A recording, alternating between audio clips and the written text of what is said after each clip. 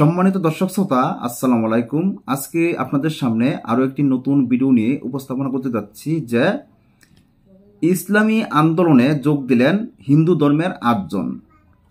এমন একটি নিউজ আজকের সোশ্যাল মিডিয়ায় ঘুরপাক করছে। তারপর চিন্তা করলাম এ নিয়ে কিছু আলোচনা না করলেই নয়। আজকে যে কথা বলতে চেয়েছি যে ইসলামী আন্দোলনে 8 জন হিন্দু এসে যোগ দিয়েছেন।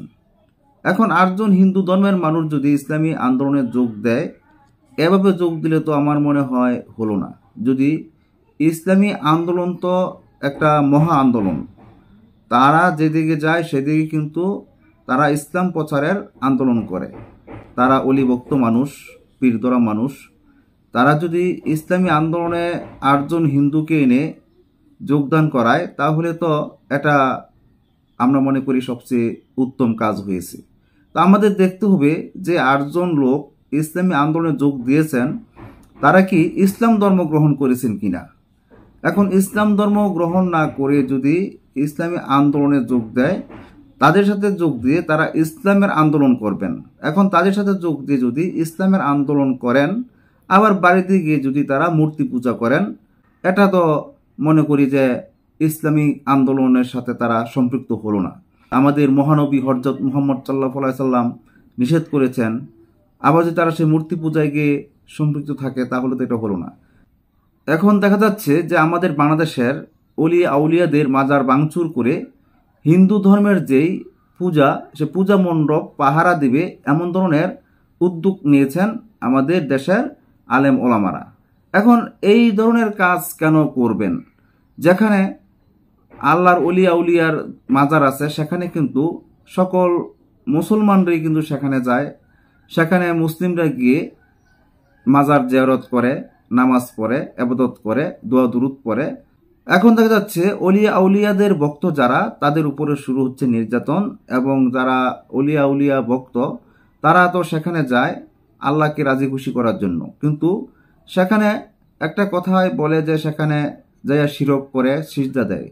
আমরা কত মাজারে গিয়েছি, কত আল্লাহর অলি দরবারে গিয়েছি, কিন্তু কোথাও গিয়ে তো আমরা সিজদা দেই নাই। সেখানে গিয়ে মাজার জিয়ারত করে দোয়া দুরুদ পড়ে চলে আসি।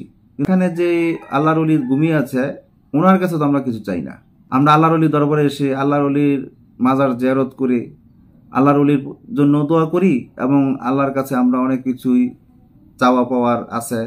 আল্লাহর অলির উসিলায় যদি আমাদের কিছু মনোবাসনা পূর্ণ হয়, আল্লাহ যদি পূর্ণ করে, তাহলে তো আমরা সেখানে অনেক কিছুই নিয়ে যাই, অনেক মানুষই নিয়ে যায়। কিন্তু এখানে যদি বলে যে মাজার গিয়ে পূজা করে, এখন মাজার পূজা যারা করে তাদেরকে যদি পূজারও বলা হয়, এখন পূজা পূজা বলতে বলতে এখন দেখা গেল যারা মাজার পূজারি বলছে, তারাই কিন্তু এখন দেখা যাচ্ছে হিন্দুদের পূজা মণ্ডপের পাহারাদার হয়ে গেছে।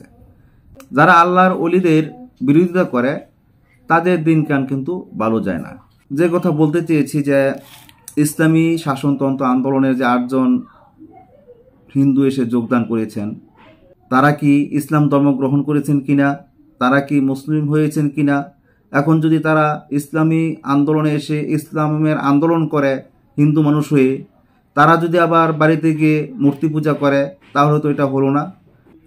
এখন যদি ইসলামী আন্দোলনের দলের স্বার্থের জন্য যদি সে 8 জন হিন্দুকে তাদের সাথে এনে তাদের স্বার্থ হাসিল করে, তাহলে তো হলো না। তাদেরকে এনে যাতে তারা ইসলাম ধর্মাবলম্বী হয়, ইসলাম ধর্ম গ্রহণ করে, এমন ধরনের কাজ করতে পারলে সবচেয়ে উত্তম কাজ হবে।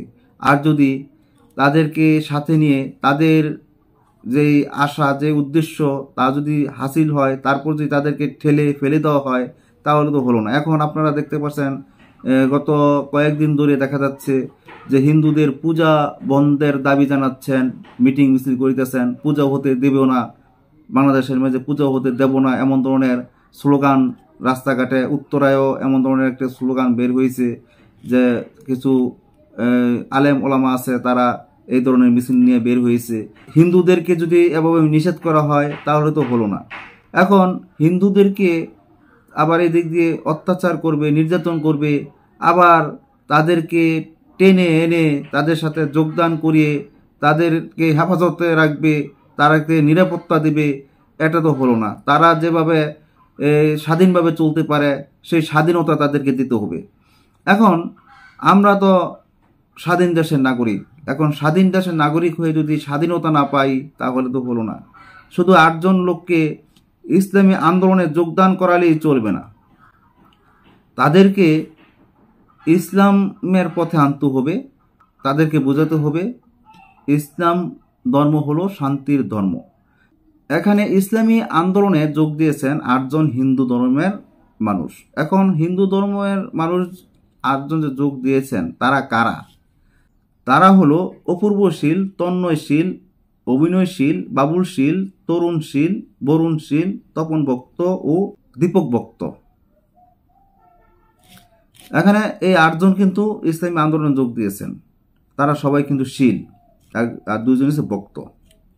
যে এখন হিন্দু ধর্মের 8 জন যে ইসলামী আন্দোলনে যোগ দিয়েছেন তারা কেন যোগ দিয়েছেন, তাদের অভিমত কি, এখন তাদের কি মত প্রকাশ করেছেন, এখানে তারাও কিছু কথা তুলে ধরেছেন যে আমরা এই কারণে এখানে যোগদান করেছি।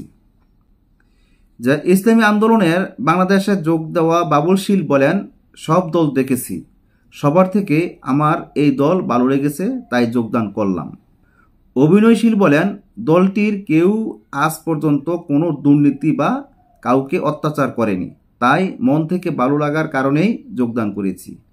অপূর্বশীল বলেন, আমার এ দলের কার্যক্রম ভালো লাগে, তারা ভালো কাজ করে, তারা চাঁদাবাজি ও সন্ত্রাসী কাজ কর্ম করে না, তাই সমর্থক হলাম।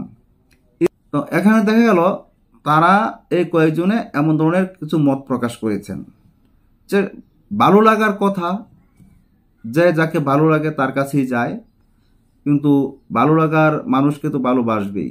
এখন দেখা যাচ্ছে যে ইসলামী আন্দোলনে যে 8 জন যোগ দিয়েছেন, আমরা চিন্তা করব তারা যেমন ইসলামী আন্দোলন করিতেছেন, এমন ইসলাম ধর্ম গ্রহণ করে ইসলামের পথে এসে তারা যেন ইসলামটাকে শান্তিপূর্ণ করতে পারে, ইসলামের জয় যেন হয়, আমরা তাই চিন্তা করি। আমি যদি আইন তৈরি করে যদি আমি নিজে এসে আইন না মানি তাহলে তো হলো না। এখন যারা যে 8 জন ইসলামের আন্দোলন করবেন, অবশ্যই বাড়ি থেকেও এই আন্দোলনের ডাকে দিতে হবে এবং তাদের বাড়ির আশেপাশে যারা আছে, হিন্দু ধর্মাবলম্বী যারা আছেন, তাদেরকেও ইসলামের পথে আনার চেষ্টা করতে হবে। এখন যদি দলের স্বার্থের জন্য সবকিছু করা হয় তাহলে তো আর হলো না। এখন আমাদের চিন্তা করতে হবে যে তাদের 8 জনের মতন আরও যাতে অন্যান্য লোক এসে ইসলামী শাসনতন্ত্র আন্দোলনে যোগদান করেন। শুধু এই 8 জন হিন্দু ইসলামী আন্দোলনে আসলে চলবে না, এই 8 জন এখান থেকে গিয়ে আরও হিন্দুদেরকে ইসলামের পথে আনতে হবে যাতে ইসলাম ধর্ম গ্রহণ করে, এছাড়া কিন্তু হবে না। আজকে কি বলবো, অনেক কথাই বলেছি।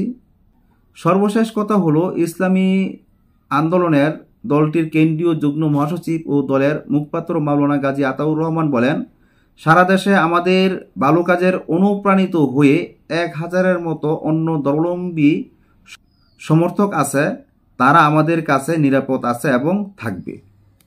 এখন তাদেরকে তো নিরাপদ থাকবে এটা বুঝলাম, কিন্তু তাদেরকে ইসলামের আন্দোলনে এনে যদি ইসলাম ধর্ম গ্রহণ না করাতে পারলে তো এই নিরাপত্তা দিয়ে কোনো ফায়দা আসবে না। এটা তো দলের স্বার্থের জন্য তাদেরকে যোগদান করা হয়েছে, নিজের ইসলাম প্রতিষ্ঠা করার জন্য নয়।